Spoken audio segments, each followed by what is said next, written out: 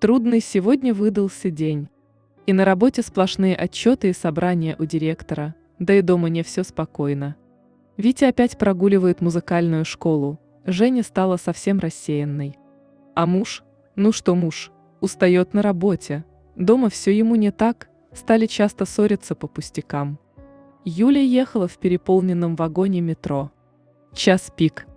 Душно и холодно одновременно. Кондиционер гоняет по вагону холодный застоявшийся воздух. Женщина стояла у дверей, практически притиснутая к ним каким-то пожилым мужчиной, который вез рюкзак и гитару в чехле. Юля даже ощущала запах, исходящий от него, запах чеснока, столовского супа и чего-то еще. Женщина поморщилась. Потом она отвела глаза в сторону и увидела молодую пару. Девушка и парень стояли обнявшись и беседовали о чем-то, кажется, даже не замечая, что вокруг них стоит толпа.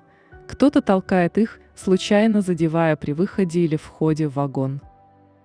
Юля уже не умилялась при виде влюбленных, да и в любовь верила с трудом. Слишком давно в ее семейной жизни не было романтики.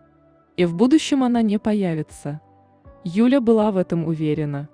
Вообще сегодня она была настроена очень пессимистично. Люди вокруг казались уставшими и угрюмыми. Поезд ехал слишком медленно, список для продуктового магазина был слишком длинным, а погода отвратительной. Юля была еще совсем не старой, очень привлекательной женщиной.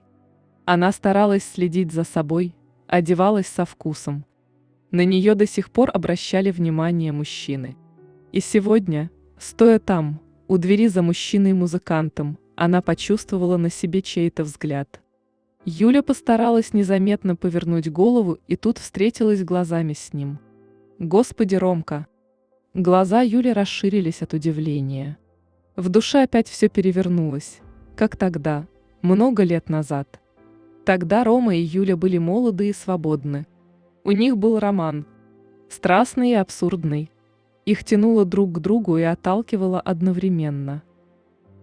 Ни одного свидания не проходило без драм, ссор, а потом столь же бурных примирений. Эта любовь выжигала их изнутри, не отпуская от себя, превращаясь в зависимость. Юля первая поняла, что так больше не может продолжаться. Она просто уехала, не отвечала на звонки, а потом написала Роме письмо, он все понял. С тех пор прошло столько лет, а она, оказывается, все так же скучает по нему. Мужчина улыбнулся ей, открыто и светло. Его глаза смеялись. Юля кивнула в ответ. Она хотела было даже помахать ему рукой, может быть, даже протиснуться поближе, чтобы поговорить. Но он, как будто угадав ее намерение, показал взглядом на девушку, стоящую рядом с ним. Та не видела Юля, чем-то увлекшись в своем смартфоне. Юля сразу все поняла. Это Ромина жена. Именно жена. «Как ты?» Казалось, шептали его глаза. «Все отлично», — одними губами ответила Юля. Получилось не очень уверенно. Захотелось вдруг заплакать и пожаловаться на жизнь, а он бы обнял, поцеловал, и все стало бы совсем по-другому. «Отлично выглядишь, милая». Глаза этого мужчины гипнотизировали, заставляли забыть обо всем, сузив круг обзора до этих двух глубоких омутов синего цвета. «Спасибо», — кивнула Юля и улыбнулась как могла увереннее. А по щеке уже скатывалась предательская слеза. Юля быстро смахнула ее, сделав вид, что ресница попала в глаз. Рома покачал головой. «Ты счастлив?» — молча спросила женщина. Но ей казалось, что весь вагон обернулся на этот вопрос, и все пассажиры смотрели на эту нахалку, которая лезет в чужую семью. Мужчина неопределенно повел плечами. Он хотел что-то ответить ей, но Юля вдруг отвлеклась. Толпа вынесла ее из вагона. Женщина еле успела зайти обратно, как двери закрылись, и поезд поехал дальше. Юля жадно искала глазами Ромку. Но ни его жены в вагоне уже не было. Почувствовав вдруг слабость, Юля села на свободное место. Сердце учащенно билось, руки тряслись. «Какая же ты дура! А на что ты рассчитывала? Думала, что он прямо здесь, В метро, бросит жену и унесет тебя на руках в закат. Ты ведь первая бросила его. Все, забудь. Пыталась она уговорить себя, но это получалось плохо. Как будто ей дали вдохнуть свежего морского воздуха, а потом вдруг запретили дышать, опустошив легкие. В горле стоял ком, Юля закрыла глаза. Кто-то дотронулся до плеча. Юля вздрогнула. Рядом сидел Рома. Запыхавшийся, растрепанный, и улыбался. «Извини, чуть не потерялись с тобой опять». Она почувствовала аромат его одеколона. Все тот же.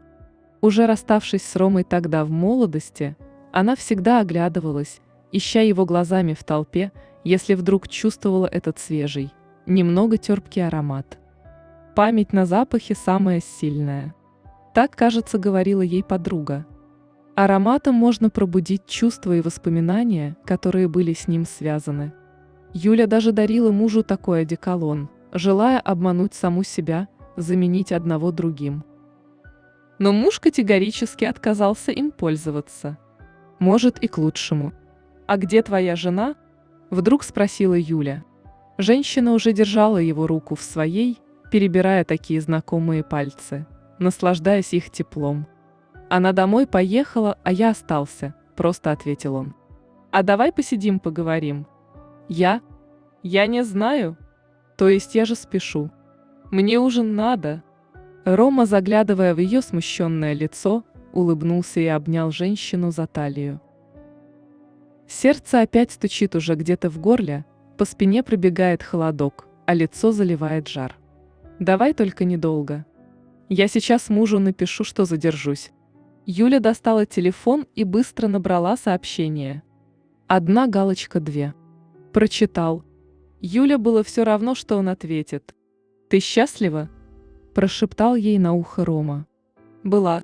Лет 5 назад», – честно, не ожидая от себя такой откровенности, ответила Юля. «Вот как? Что случилось?» «Я не знаю. Это происходило постепенно. Одно и то же каждый день. Работа, дети, заботы. Ты привыкаешь, привычка убивает чувства. Все по накатанной. А ты как? Давно женился? Год назад. Доволен?» Рома задумчиво посмотрел на Юлю. «Знаешь, я понял, что если не женюсь на ком-то, то сойду с ума. Ты бросила меня. Нет, не перебивай. Я знаю, что так было нужно, иначе мы бы просто уничтожили друг друга.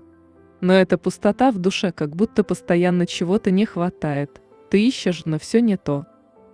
Я пробовал пить, но тогда ты приходила ко мне в пьяном бреду. Я пробовал встречаться с кем-то еще. Вроде стала помогать. Познакомился с Дашей. Она хорошая». Рома замолчал. «Ты любишь ее?» Наконец задала Юля свой главный вопрос. Пожалуй, это единственное, что волновало ее. Рома пожал плечами. «Я стараюсь не задумываться об этом. Нам хорошо вместе. У нас все совсем по-другому, чем было с тобой. Спокойно и размеренно. Даже слишком». Мужчина вздохнул. «А у меня 2 детей. Муж меня не замечает.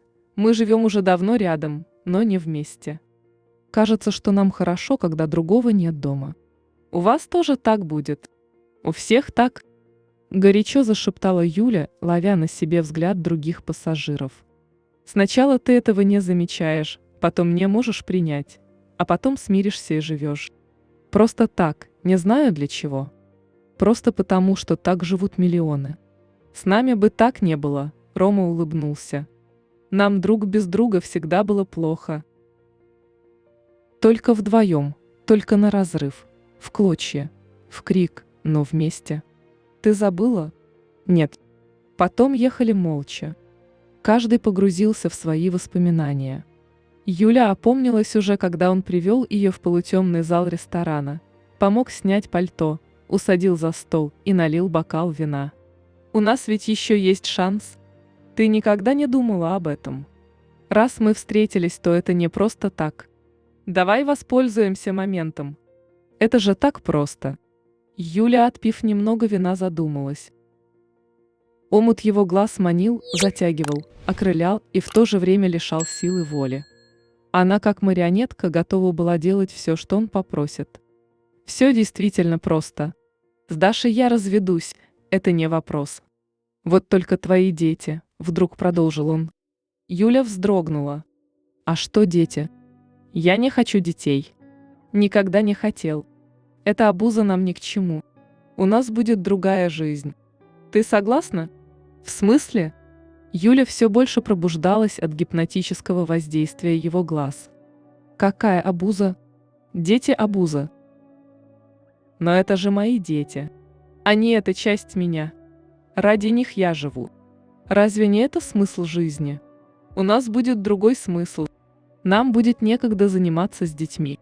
Оставь их отцу, будешь навещать. Мы будем платить ему деньги. Дети не будут ни в чем нуждаться. А ты будешь со мной, только моя. Рома шептал все глуше и глуше, сжимая руку Юли. Ты просто не знаком с ними. Ты их полюбишь. Юля стала с жаром рассказывать, как Витя играет на аккордеоне, как Женя красиво рисует. Как им весело встречать Новый год всем вместе. Как они любят готовить пиццу, собравшись на кухне и сталкиваясь локтями у маленького стола. Как она переживает, когда дети болеют, как радуется, что температуры уже нет, и они улыбаются. Как выписывалась из роддома, неся к машине теплый кулек, который доверяет только ей. Как потом вместе с мужем они учили детей ходить. Как гордились тем, что дети научились чему-то новому.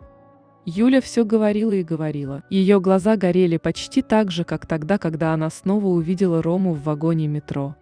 Она улыбалась, а на ресницах дрожали слезы. Не от горя, от счастья, что все это было в ее жизни. Рома только молча кивал, рассеянно глядя по сторонам. «Тебе не интересно?» Вдруг осеклась Юля. «Нет, немного интересно, конечно. Но ведь это так скучно. Это как у всех. Вы все запрограммированы на одно и то же. Оглянись. Ведь жизнь проходит мимо тебя. Хорошо тебе сегодня было? На работе, в метро? С мужем тебе хорошо? Судя по твоему несчастному взгляду, совсем нет. А ведь ты могла бы позволить себе совсем другое. Не существовать, а жить». Юля немного помолчала. Она изучала лицо своего собеседника, его глаза. Потом ответила. «Ром, но ведь это и есть жизнь. Сначала ты живешь для себя, потом тебе нужно что-то большее, и ты ищешь любимого человека. Теперь вас двое, этого достаточно. Но потом ты понимаешь, что должно быть что-то еще, что вас объединяет. Иначе трудно, скучно. Но это как горох прорастить. Мы недавно с Витей по биологии проращивали. Пока росток молодой, ему и одному хорошо. Но потом он цветет, зреют другие горошины. В этом смысл его жизни. Это клише. Ты сама в это не веришь. Так тебе вбили в голову, но есть другие варианты. Я покажу тебе их. Оставайся со мной». Рома хотел было поцеловать Юлю, но ей вдруг стало так противно, так захотелось оказаться дома, просто дома на кухне, пожарить котлеты, сварить кашу, проверить уроки у детей и погладить белье. Это было понятно, это было правильно. А то, что сейчас происходит здесь, ее душа не принимает. Да, она любила Рому, но сейчас поняла, что начала излечиваться от этой страшной любви. Она становилась свободной. Теперь его одеколон вызывал отвращение, а сам Рома казался настолько чужим, что становилось страшно. Она вдруг поняла, как нужно поступить. «Ты знаешь, я лучше пойду, мне пора». Юля решительно высвободилась из объятий мужчины, набросила пальто и выбежала из ресторана. Не оглянувшись, даже не захотев последний раз взглянуть на героя своей прошлой мечты. Она бежала к метро и на бегу строчила сообщение. Что она спешит, что скоро будет дома. Она словно выздоровела, вдруг начала снова дышать. И тут Юля услышала голос. «Женщина, проснитесь! Конечная станция, освободите поезд!» Юля удивленно раскрыла глаза и огляделась. Пустой вагон, рядом стоит дежурная по станции и трясет Юлю за плечо. Я что, уснула? Ну да, дежурная вдруг улыбнулась. Идите домой. 8 час уже. Юля быстро встала, извинилась и выбежала на платформу. Нужно было спешить домой, потому что там ее ждет семья, потому что она этого действительно хочет. Юля сделала свой выбор. Был ли он правильным? Для Юли однозначно да. В голове все встало на свои места, как будто включили свет в комнате, и видно, куда идти. А за мраморной колонной платформы стоял мужчина с бездонно синими глазами, смотрел ей вслед и улыбался. Он сделал ее снова счастливой, работа выполнена. Можно возвращаться в мир духов,